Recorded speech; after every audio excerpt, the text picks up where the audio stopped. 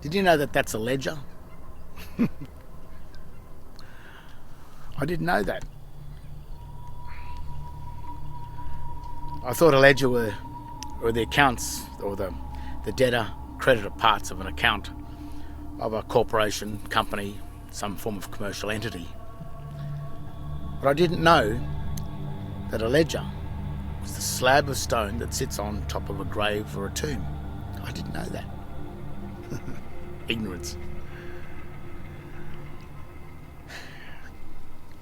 Now, according to the Webster's Dictionary, the big thick one that I love reading, dates back a few years, the word ledger also derives from lie, to lie. And something that is lying flat has no standing.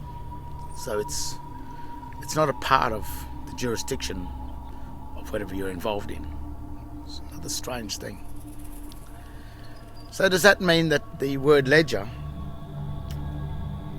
that also derives from lie? Does it mean that the accounts or the ledgers or the debtor creditor parts of the accounts that appear in the mail from government bodies, banks, power companies, etc., are they saying that they're a lie? Some form of a lie? Not only does the word ledger derive from lie,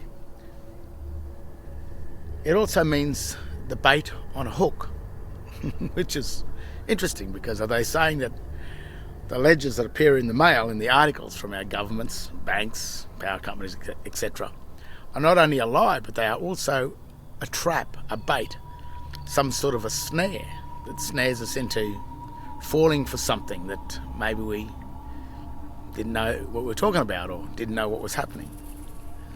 Another strange thing about it is the word, the bait on the hook is connected to a line connected to the bank.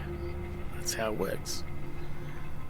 Which is funny, because it's strange how the bank always offers you a line of credit.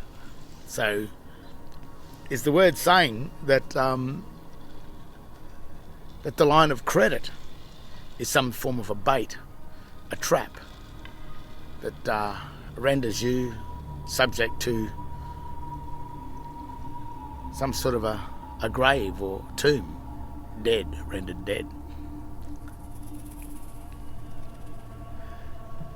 Another funny part about the word ledger is when these ledgers come in the mail, the writing you will find on them is a form of sign language, which also appears on the tombstones, which is an all uppercase text which does not cannot be found in the Oxford English Manual of Styles. It doesn't exist there. So therefore, it has no jurisdiction with the English language. It's foreign. It's a foreign type font, which is also a strange thing. And it would make you wonder if this is a symbolic text or a sign.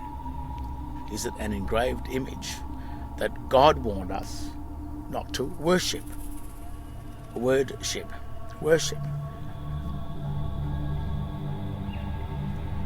And yet, when this type of writing, this sign language that is identified as American ASL, American Sign Language, in 11147 of the Chicago Manual of Styles, it even states there that it has no jurisdiction with the English language. It's a foreign language. So is that why the articles that come in the mail are sealed?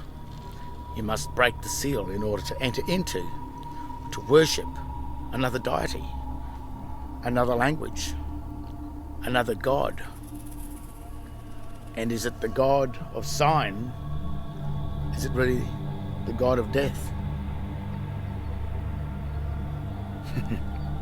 Another strange thing is when the articles appear in the mail, They come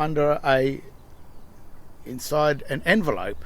They come inside an envelope that has the same 2-to-1 ratio as the ledgers, the slabs of stone that sit on the grave.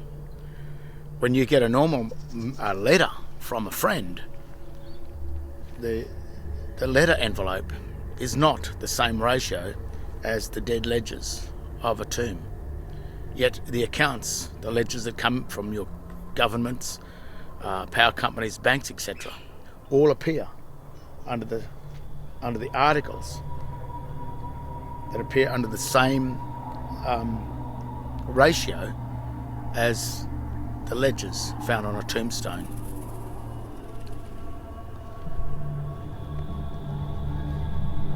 You see,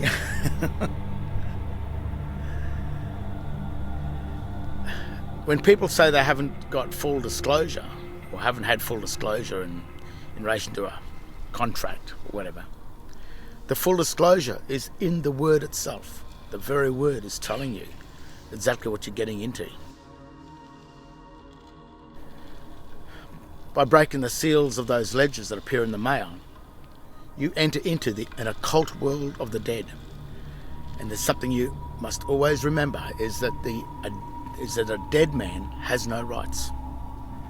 So when you get involved in some form of a contract from one of these places, such as foreign governments or corporate governments, foreign banking entities, power companies that belong to such foreign banks, then you may find yourself in deep trouble if you crack open those seals of those dead ledger accounts, because you will render yourself as dead.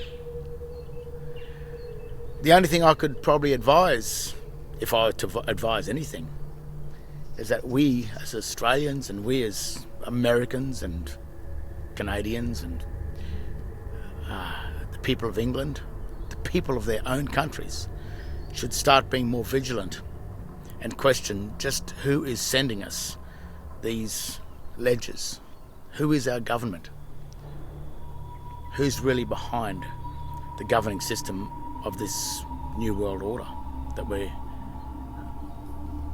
fastly being involved in, or if not, it's already here.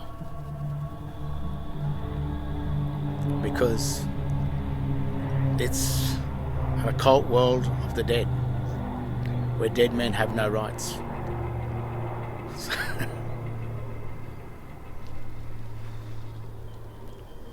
So, the ledger, the accounts that come in the mail, also the stone that sits on a grave, derives from a lie, is the bait on a hook.